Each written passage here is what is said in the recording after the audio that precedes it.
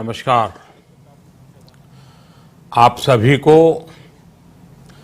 और विश्व भर में फैले भगवान बुद्ध के अनुयायियों को बुद्ध पूर्णिमा की बैसाख उत्सव की बहुत बहुत शुभकामनाएं।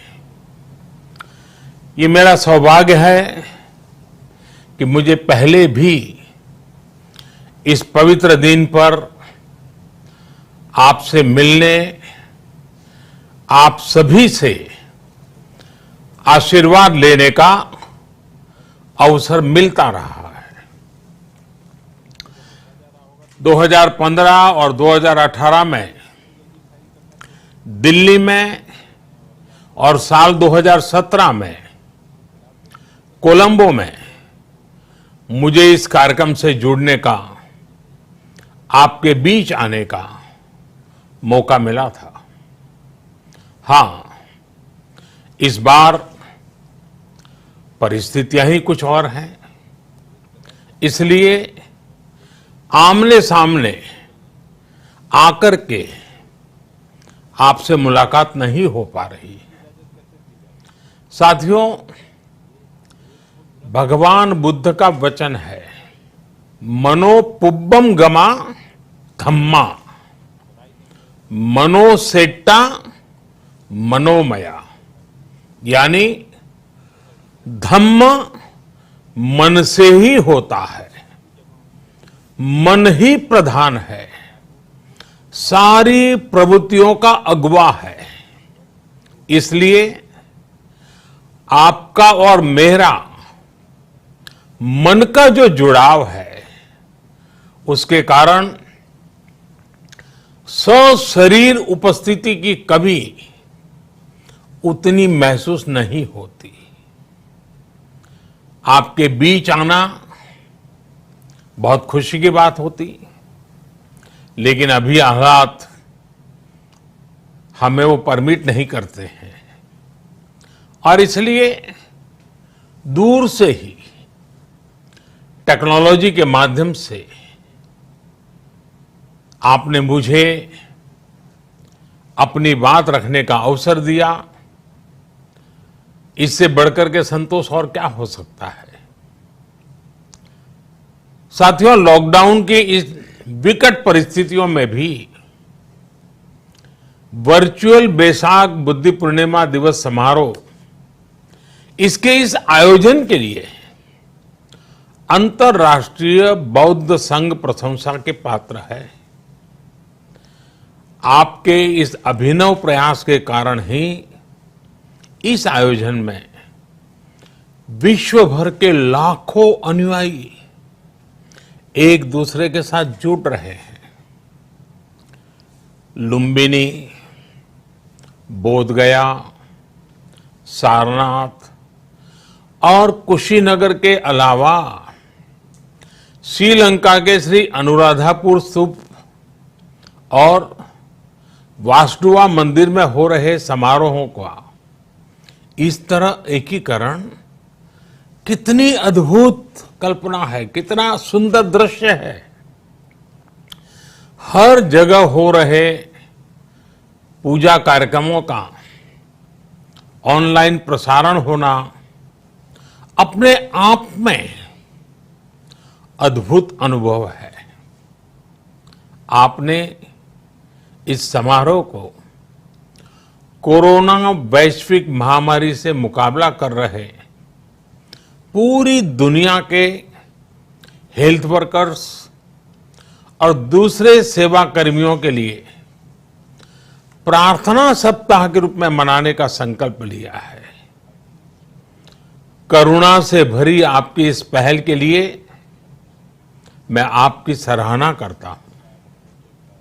मुझे पूरा विश्वास है कि ऐसे ही संगठित प्रयासों से हम मानवता को इस मुश्किल चुनौती से बाहर निकाल पाएंगे, लोगों की परेशानियों को कम कर पाएंगे।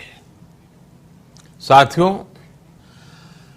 प्रत्येक जीवन की मुश्किल को दूर करने के संदेश और संकल्प ने भारत की सभ्यता को, संस्कृति को हमेशा दिशा दिखाई है। भगवान बुद्ध ने भारत की संस्कृति और इस महान परंपरा को बहुत समृद्ध किया है। वो अपना दीपक स्वयं बने और अपनी जीवन यात्रा में दूसरों के जीवन को भी प्रकाशित करते रहे।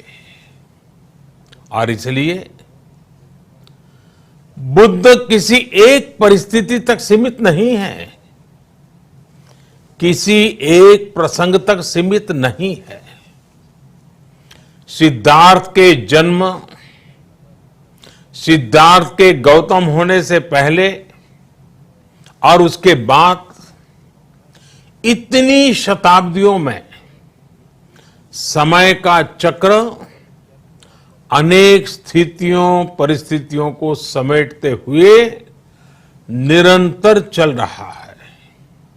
समय बदला, स्थिति बदली, समाज की व्यवस्थाएं बदली, लेकिन भगवान बुद्ध का संदेश हमारे जीवन में निरंतर प्रवाहमान रहा है।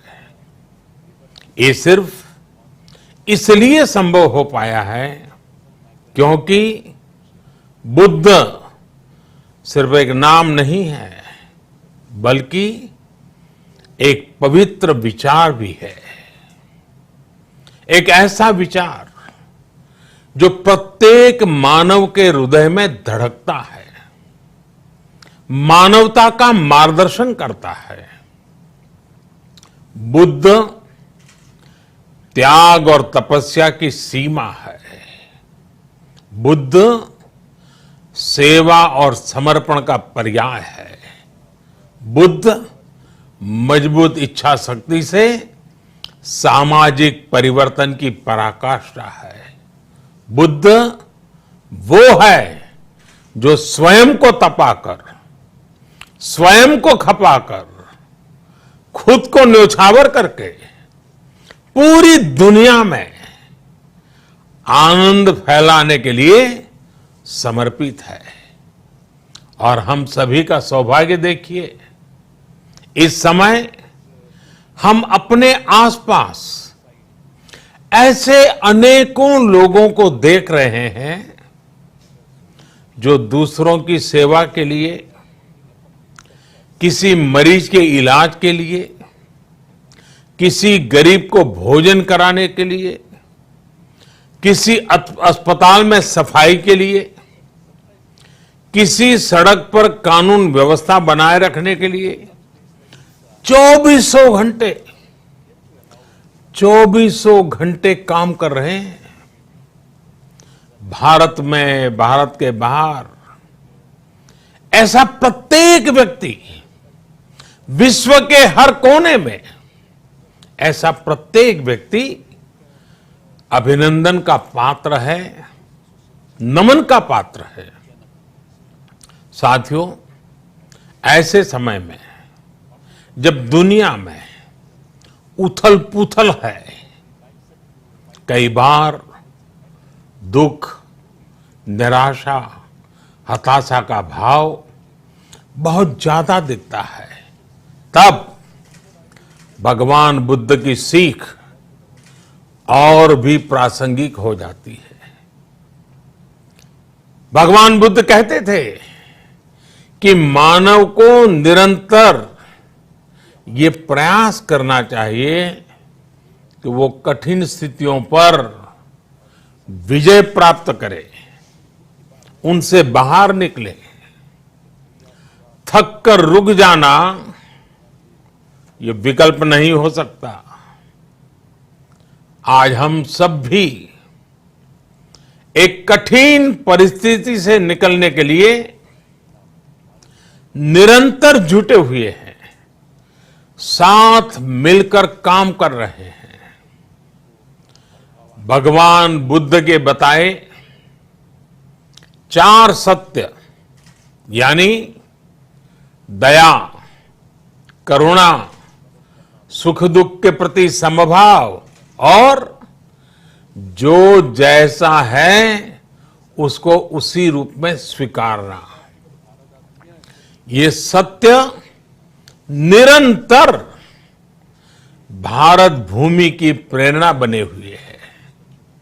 आज आप भी देख रहे हैं कि भारत निस्वार्थ भाव से बिना किसी भेद के अपने यहां भी और पूरे विश्व में कहीं भी संकट में घिरे व्यक्ति के साथ पूरी मजबूती से खड़ा है। लाभ हानि, समर्थ असमर्थ से अलग हमारे लिए संकट की ये घड़ी सहायता करने की है। जितना संभव हो मदद का हाथ आगे बढ़ाने की है। यही कारण है कि विश्व के अनेक देशों ने भारत को इस मुश्किल समय में याद किया और भारत ने भी हर जरूरतमंद तक पहुंचने में कोई कसर नहीं छोड़ी है। भारत आज प्रत्येक भारतवासी का जीवन बचाने के लिए हर संभव प्रयास तो कर ही रहा है, अपने वैश्विक दायित्वों का भी उतनी ही गंभीरता से पालन कर रहा है। साथियों, भगवान बुद्ध का एक एक वचन, एक एक उपदेश मानवता की सेवा में भारत की प्रतिबद्धता को मजबूत करता है। बुद्ध भारत के बोध और भारत के आत्मबोध दोनों का प्रतीक है। इसी आत्मबोध के साथ भारत निरंतर पूरी मानवता के लिए, पूरे विश्व के हित में काम कर रहा है और करता रहेगा। भारत की प्रगति हमेशा विश्व की प्रगति में सहायक होगी।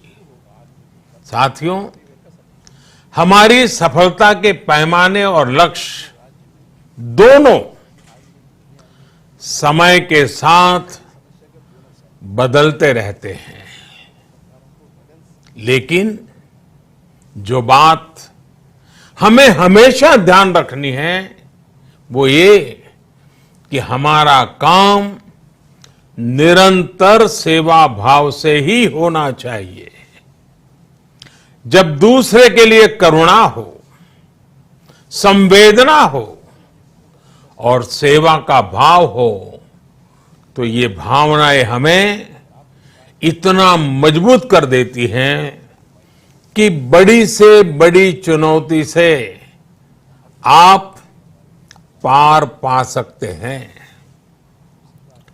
सुप्पबुद्धम पबुज्जन्ति सदा गौतम सावका, यानी जो दिन रात हर समय मानवता की सेवा में जुटे रहते हैं वही बुद्ध के सच्चे अनुयायी हैं। यही भाव हमारे जीवन को प्रकाशमान करता रहे, गतिमान करता रहे। इसी कामना के साथ आप सभी का बहुत बहुत आभार। इस मुश्किल परिस्थिति में आप अपना, अपने परिवार का, जिस भी देश में आप हैं वहां का ध्यान रखें, अपनी रक्षा करें और यथासंभव दूसरों की भी मदद करें। सबका स्वास्थ्य उत्तम रहे, इसी मंगल कामना के साथ मैं मेरी वाणी को विराम देता हूं। धन्यवाद। सर्वमंगलम।